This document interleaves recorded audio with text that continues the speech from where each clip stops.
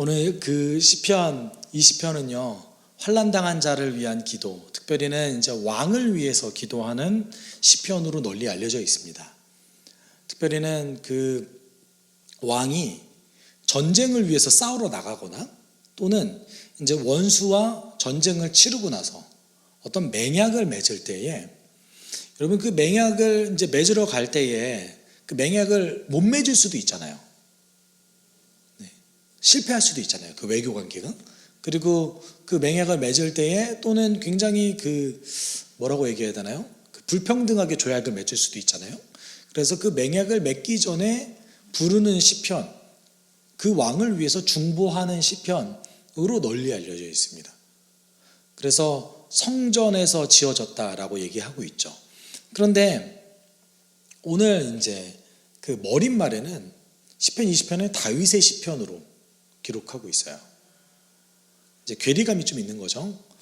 적어도 고대 유대인들, 예수님 이전에 이 시편을 편집했던 그 고대의 이 유대인들 입장에서는 이 시편은 다윗의 배경에서 봐야 되는 시편이다라고 여겼던 겁니다.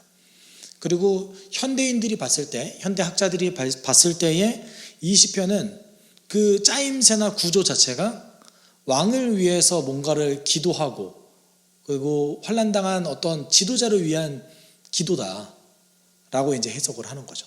여러분은 어떤 게 더 맞을까요? 네. 우리가 분명한 거는요, 시편 20편이 왕이 위기에 처했을 때 부르는 기도다라고 확실하게 기록되어져 있는 문건은 없다라는 거예요. 어떤 패턴을 보고 분석을 해서 이럴 것이다 라고 이제 대부분의 학자들이 추정을 했고, 그렇게 이제 많은 학자들이 동의하는 거죠. 그래서 두 버전을 같이 저는 읽었던 겁니다. 우리가 오늘 읽었던 처음 읽은 그 세번역, 우리 성경, 우리가 쓰고 있는 이 세번역 버전, 표준 세번역 버전의 그 번역은 어떤 걸 토대로 한 걸까요, 그러면? 왕을 위한 기도로 번역되어진 거죠. 네. 그리고 이제 제가 뒤에 새로운 번역 버전, 이제 한 주석가를 토대로 이제 했던 그 버전은 왕도 들 수 있고 왕이 아닌 사람도 들 수 있는 중의적인 표현으로 썼어요. 그러면 히브리어는 어떤 거에 더 맞을까요? 왕이라는 표현은 없습니다. 네.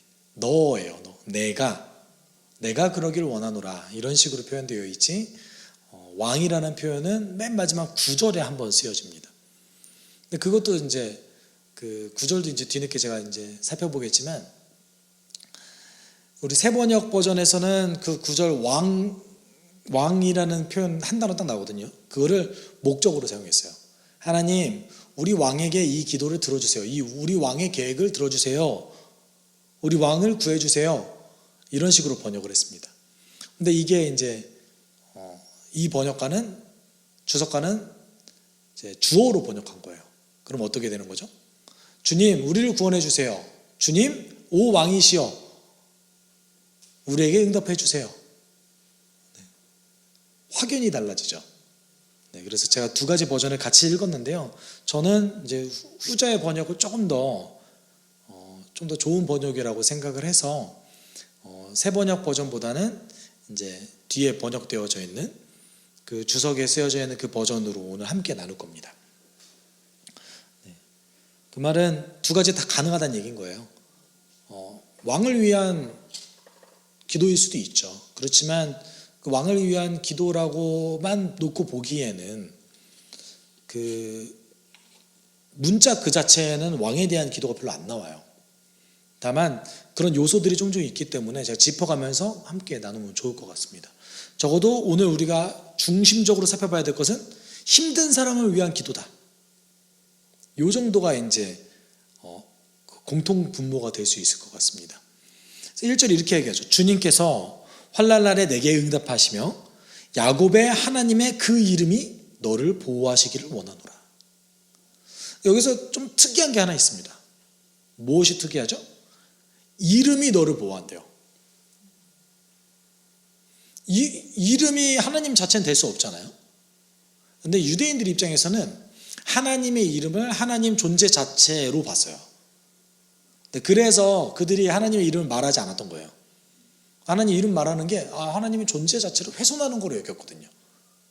그래서 이제 하나님의 이름 야훼가 딱 나오면 야훼라는 거를 말하지 않고 아도나이 이렇게 얘기했던 거죠. 그런데 지금 뭐라고 얘기합니까? 그의 이름이, 그러니까 하나님이 보호하신다는 거죠. 하나님이 보호하기를 원한대요.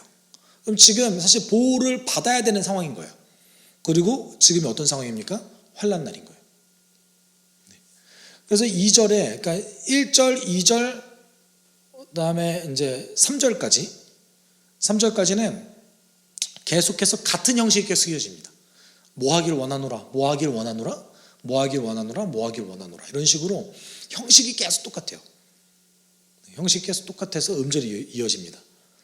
그가 성전에서 너를 도우시고 시온에서 너를 지지하시며, 지원한다는 말도 가능합니다. 그가 너의 모든 번제를 기억하시고 받으시기를 원하노라. 하나님께 도움 요청을 했습니다. 그리고 하나님의 그 이름이 나를 보호하실 것이다. 당신을 보호하실 것입니다. 사실은 이제 제가 보호하기를 원하노라 이렇게 번역했잖아요. 그 이유는 확신에 찬 게 아니라 이렇게 해 주십시오. 아주 정중하게 하나님 제발 이거 좀 해주세요. 당신의 그 이름이 저 좀 보호해 주세요. 저 사람 좀 보호해 주세요. 이거예요. 이게 다른 사람을 위한 기도거든요. 저 사람 좀 보호해 주십시오. 이거예요.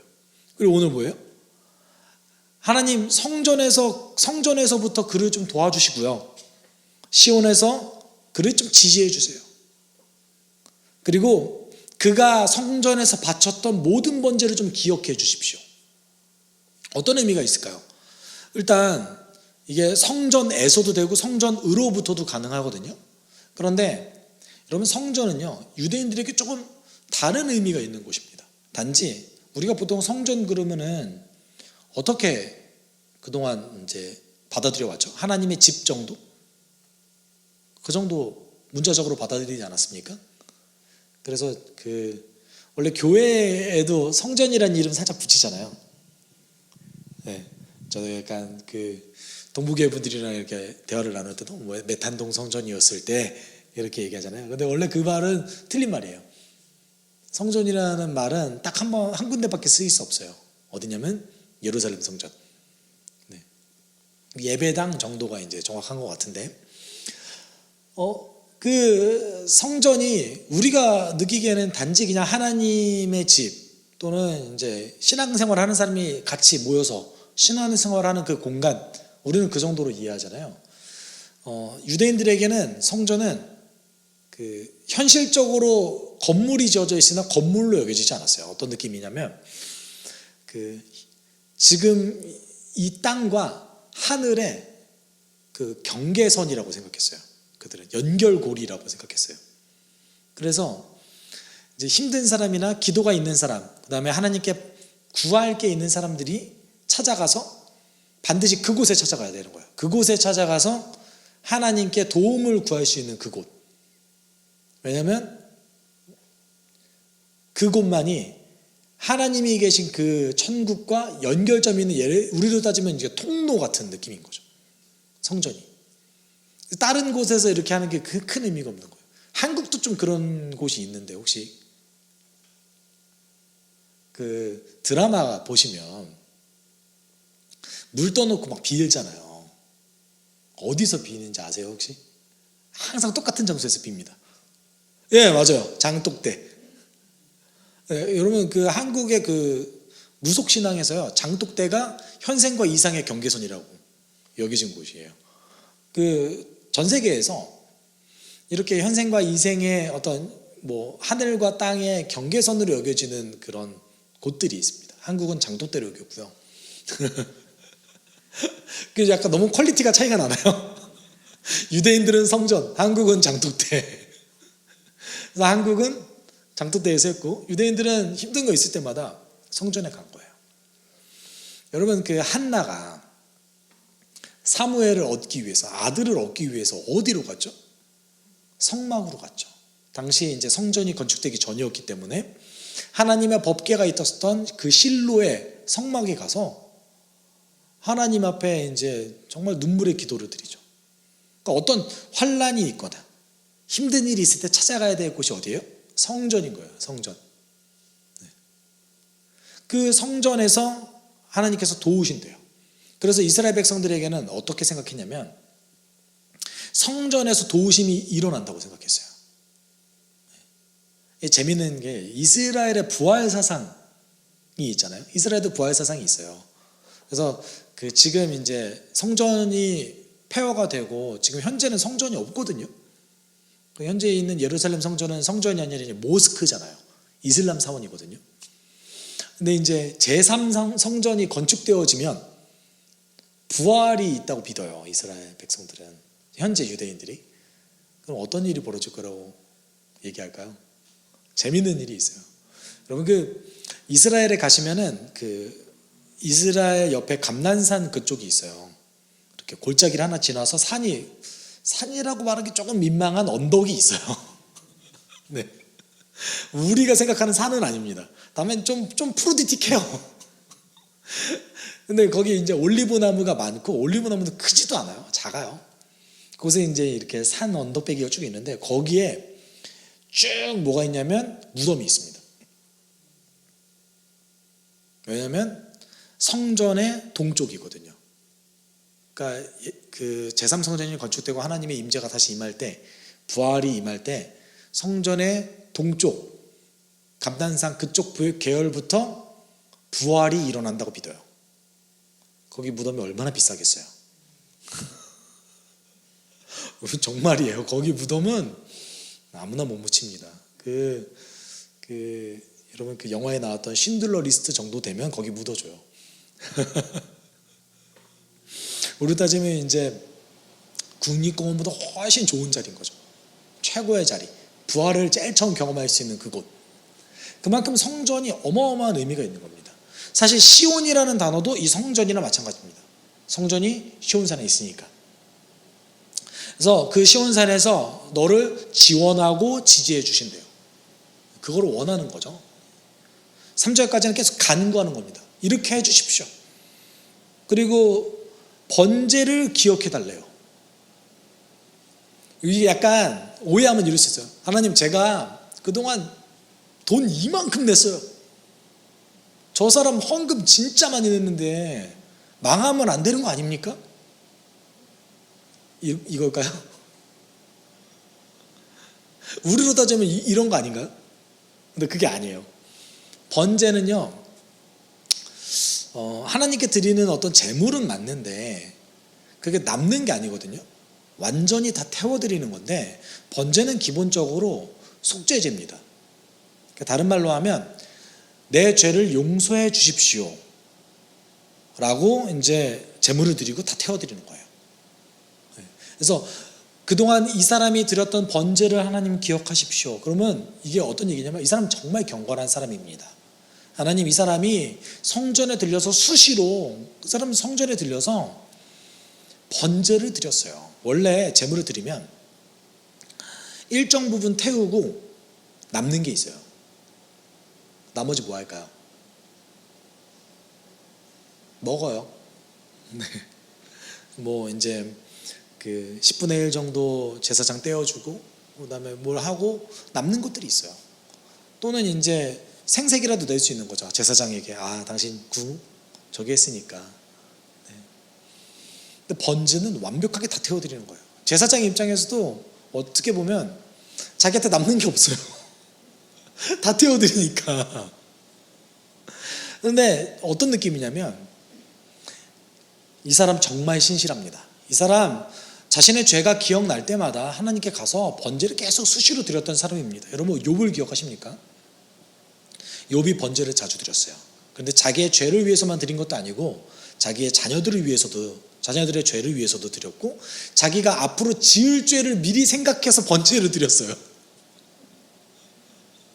이게 지금으로 따지면 왜 굳이 그렇게까지 해야 되나 이렇게 생각하잖아요. 그러니까 하나님이 욥을 보시기에 너무 흡족한 거예요. 그러니까 재물이 많고 뭐 이런 걸 떠나서, 그러니까 하나님께 어떻게든 깨끗한 모습을 보이기 위해서 노력했던 사람이다, 이러는 거죠. 그 느낌입니다. 그래서 그 사람이 드렸던 그 번제를 기억하시고 받아주세요. 하나님께서 저 사람 죄 없다고 여기시면 지금의 위기를 극복할 수 있지 않겠어요? 이 말인 거예요. 우리가 이제 시편을 간혹 가다가 읽다 보면 이제 오해할 수 있는 거죠. 재물을 이만큼 많이 드렸으니까 하나님 용서해 주세요, 도와주세요. 그게 아니라는 거죠. 그리고 이제 이 느낌이 여기까지 이제 간구를 했을 때 사람들이 이제 이거를 보고 어떻게 해석을 했냐면, 이제 왕이 전쟁을 하기 전에 반드시 이제 번제를 드리잖아요.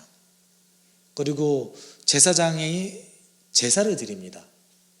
예를 들어서 사무엘이 이제 사무엘상 7장 7, 8절에서 이제 백성들이 어떤 전쟁을 하러 가기 전에 이렇게 얘기하는 거죠. 주 우리 하나님이 우리를 블레셋 사람의 손에서 건져내도록 쉬지 말고 기도해 주십시오. 그랬더니 사무엘이 어떤 행동을 합니까? 사무엘이 젖 먹는 어린 양 한 마리를 가져다가 주님께 온전한 번제물을 바쳤다, 이렇게 얘기하고 있습니다. 이 말이, 그러니까 전쟁을 치르기 전에 번제를 드렸던 이유는 혹시 우리가 범죄해서 전쟁에 나가서 패배하지 않도록 미리 회개하는 느낌이 좀 있어요. 어떻게 보면 이게 무속신앙의 인간의 그 본능과 좀 괴를 맞닿은 측면도 있습니다. 어떤 느낌이냐면, 예를 들어서 물론 뭐 동일할 수는 없겠죠. 다만 무속신앙도 미리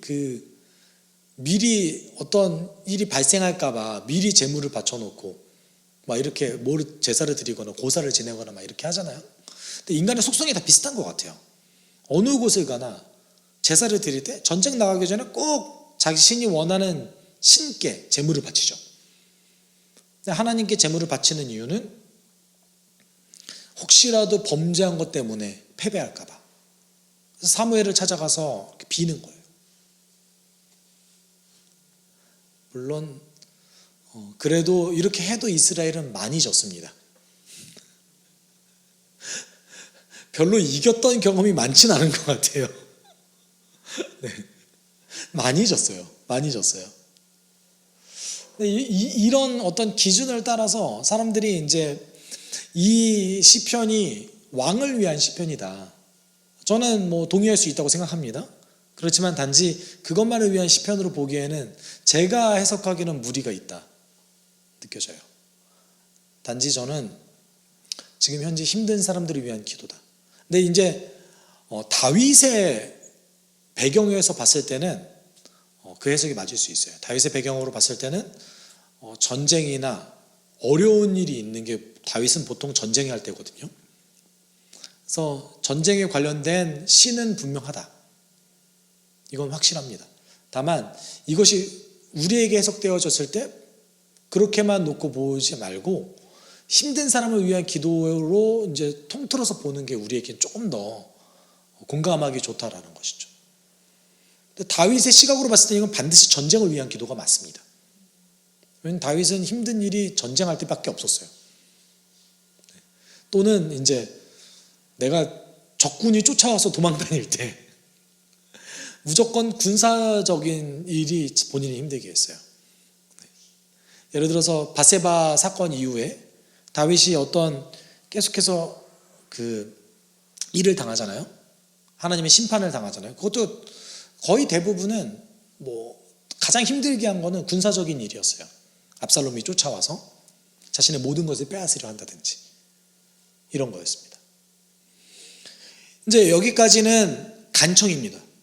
하나님 이렇게 해주십시오. 하나님, 저 사람 저렇게 하나님 앞에 신실하게 살았는데 저 사람 좀 도와주십시오. 5절부터 조금씩 이제 조금 어조가 바뀌어요. 우리는 그 구원을 기뻐할 것이며 우리 하나님의 그 이름으로 깃발들을 세울 것이다. 주님이 너의 모든 계획들을 성취하기 원하노라 라고 얘기하고 있습니다. 한글 버전에서는요, 이게 이제 승리를 기뻐한다고 나와요. 우리는 너의 승리를 기뻐하며 이렇게 나오거든요.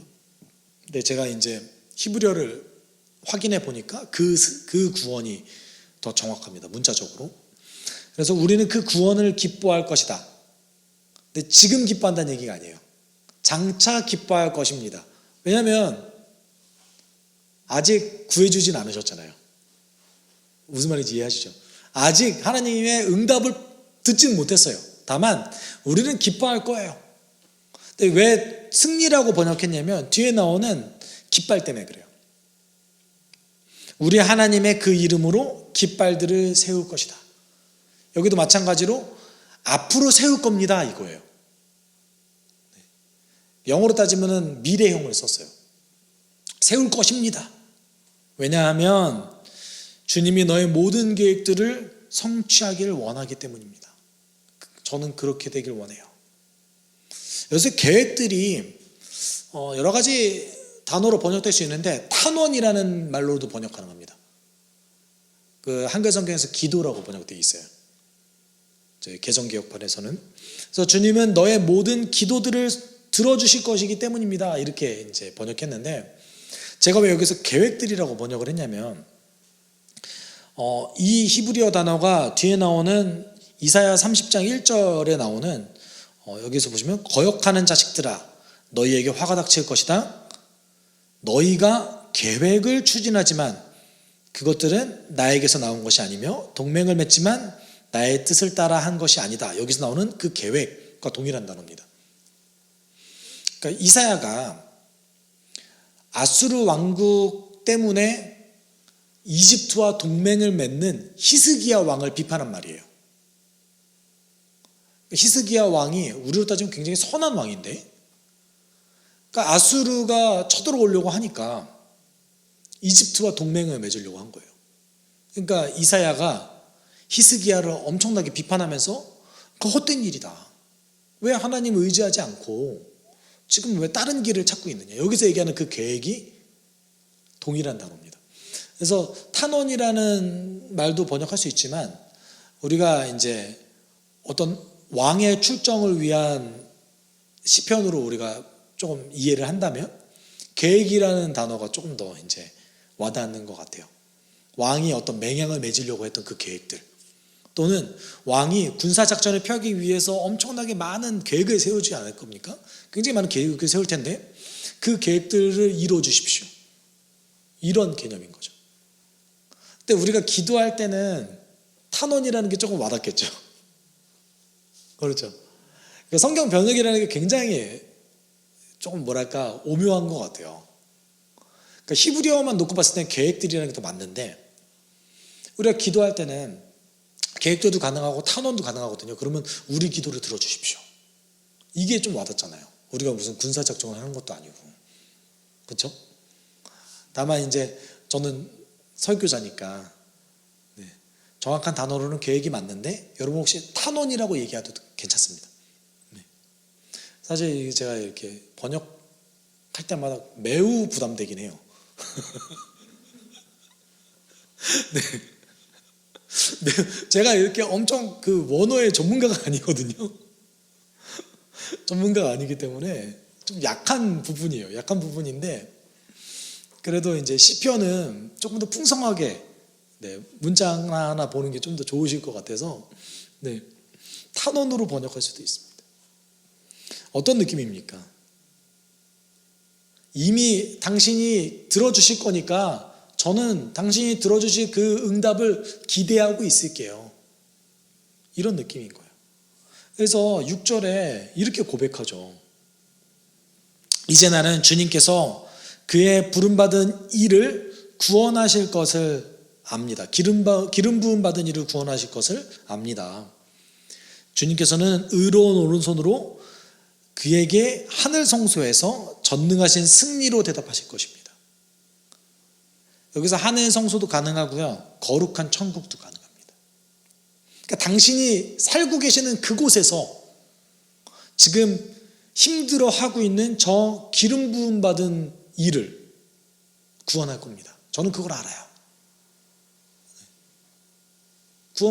기름 부음 받은 이가 누굽니까? 왕이잖아요, 왕. 당신 승리로 대답하실 것입니다. 확실히 안다, 확신에 차서 이렇게 얘기하는 거예요. 저는 지금 압니다. 이렇게 얘기하고 있어요. 그리고 7, 8절에 이제 고백하는 거죠. 어떤 이는 전차를 신뢰하고 어떤 이는 말을 의지하나, 여기서 말이 전마가 조금 더 정확합니다. 말로만 번역했는데 앞에 전차가 나왔잖아요. 그러니까 군사적으로 사용되는 말이 더 정확한 거예요. 그래서 어떤 이는 전차를 신뢰하고 어떤 이는 기마, 전마를 신뢰하지만 우리는 우리 하나님 주님의 그 이름을 기억할 것입니다. 그렇다. 그들은 무너지고 떨어진다. 그러나 우리는 일어나서 함께 설 겁니다. 여러분, 그 8절에서 약간 언어 유희가 좀 있는데요. 어떤 언어 유희가 있냐면 떨어진다, 무너진다, 이거 원수들을 향해서 얘기한 거잖아요. 근데 이제 함께 설이라는 번역이 원래 어떻게 번역되는 게 더 정확하냐면 꼿꼿이 설 겁니다. 저희는 정자세로 꼿꼿하게 이렇게 서 있을 거예요. 저 원수가 무너질 때 우리는 흔들림 없이 서 있을 겁니다. 그러니까 반대적인 개념을 쓴 거죠. 그런데 여러분, 이 고백을 보면 생각나는 고백이 있지 않습니까? 다윗이 골리앗을 맞닥뜨렸을 때 너는 창과 칼과 단창으로 나에게 나오지만 나는 만군의 여호와의 이름으로 내게 나아간다라고 얘기했던 그 다윗의 고백이 생각나는 거죠. 당신들이 의지하고 있는, 여러분, 그 전차, 기마 부대, 이 정도면요, 당시 고대 시절에는 전략병기입니다. 막을 수가 없어요. 이스라엘은요, 양 제국에 껴가지고요, 날마다 요 전차와 말에 엄청나게 시달렸던 나라였어요. 뭐 조금만 힘이 약해 보이면 이집트에서 쳐들어오고, 조금만 저기 하면 아수르와 바벨론에서 쳐들어올 때 제일 먼저 전차 먼저 오는 거예요. 이스라엘은 말도 없고 뭐 할 수 있는 게 없는 거예요. 그러면 이스라엘이 할 수 있는 게 뭐가 있습니까? 하나님의 이름을 의지하는 것 외에 할 수 있는 일이 없는 거죠. 그래서 그렇게 얘기하는 겁니다. 당신의 이름을 기억할 것입니다. 그리고 그들이 무너질 것입니다. 우리는 설 겁니다. 그러면서 이제 마지막에 끝맺음을 하죠. 응답해 주세요. 제 기도 들어주세요. 오 주님, 구원해 주시고 오 왕이시여, 우리가 부를 때에 귀 기울여 주십시오. 이렇게 얘기하는 거죠. 여러분, 오늘 본문 속에서 환난당한 사람에 대해서 이제 누군가가 대신 기도해 주는 거예요. 이거는 환난 당한 사람이 기도하는 게 아닙니다. 그런데 대신 기도할 때 나중에 저 사람 구해 주십시오, 처음에 이렇게 얘기하죠. 저 사람 지켜봐 주세요, 저 사람이 했던 번제를 기억해 주세요, 이렇게 하다가 나중에 어떻게 바뀝니까? 우리로 바뀌어요. 우리는 이렇게 될 겁니다. 우리는 이렇게 될 겁니다. 우리의 기도를 응답하여 주시고 우리가 당신을 부를 때에 귀 기울여 주십시오. 이렇게 얘기하는 거죠. 처음에는 저 사람을 위해서 계속해서 기도해 나아가다가 그 저 사람과 나를 이제 동일한 하나의 공동체로 여기고 그 사람의 기도가 내 기도가 돼버리는 거죠. 여러분, 이게 어떻게 보면 우리에게 가장 필요한 기도 아니겠습니까? 우리 그 개척을 처음 해 나갔을 때 우리가 그 처음에 공동체로 큰 단위로 있었던 교회에 있었을 때는 세상이 교회를 어떻게 보는지 잘 인식하지 못할 때가 너무 많잖아요. 왜냐면 교회 안에서도 할 게 너무 많거든요. 시선을 돌리기가 쉽지 않습니다. 우리들만의 그 논리에 갇혀서 시선을 돌리기 쉽지 않죠. 그런데 여러분, 한국교회 위기다라는 얘기를 수십 년 전부터 저는 들어왔습니다. 제가 신학을 처음 시작했을 때가 어느덧 벌써 이제 내년에 20년이 되는데 세상에 제가 주희랑 얘기하다가 제 학번을 주희한테 얘기했더니 네. 그런데 이제 그때도 위기라고 얘기했어요. 근데 가장 큰 위기로 얘기했던 게 뭐였는지 아세요? 주일학교의 위기였습니다. 다음 세대가 없다. 다음 세대가 위기에 있다. 여러분, 이제는 위기가 아니라요, 이제 한국은 다음 세대의 선교지입니다. 3%대 나와요. 그러면 어른들은 8%, 10% 이렇게 있는데 왜 자녀들은 지금 현재 3%, 5%밖에 기독교 인구가 나오지 않는 겁니까? 현재도 자녀 교육을 등한시하고 있는 거죠. 20년 전부터 지금까지 계속해서 우리가 이거를 잘 모르고 있는 거죠. 왜냐하면 모든 좋은 곳, 좋은 것, 그건 다 어른들만 누리고 있거든요. 교회 건물 가면 항상 우리 아이들은 지하에서 또는 식당과 대체되는 그곳에서 예배를 드리고,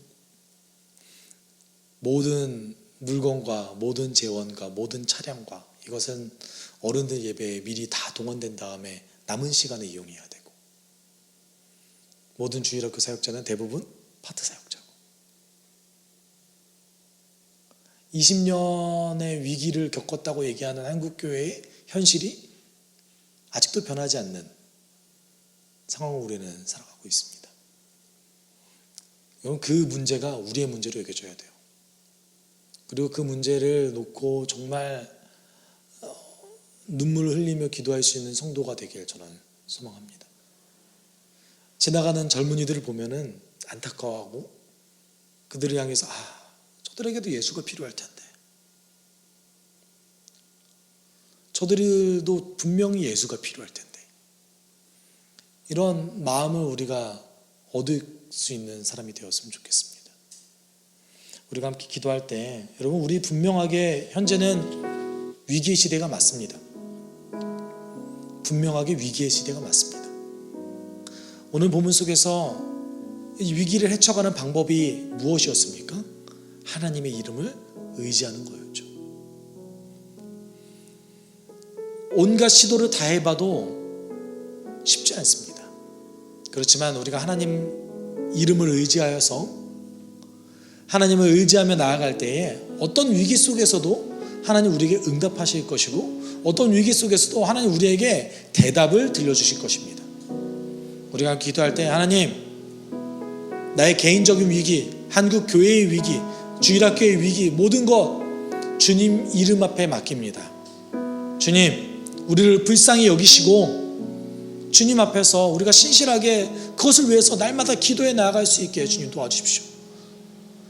그들의 문제가 내 문제가 되게 주님 도와주시고, 저 교회의 문제가 우리 교회의 문제라고 여겨질 수 있게 주님 우리의 마음을 인도하여 주십시오.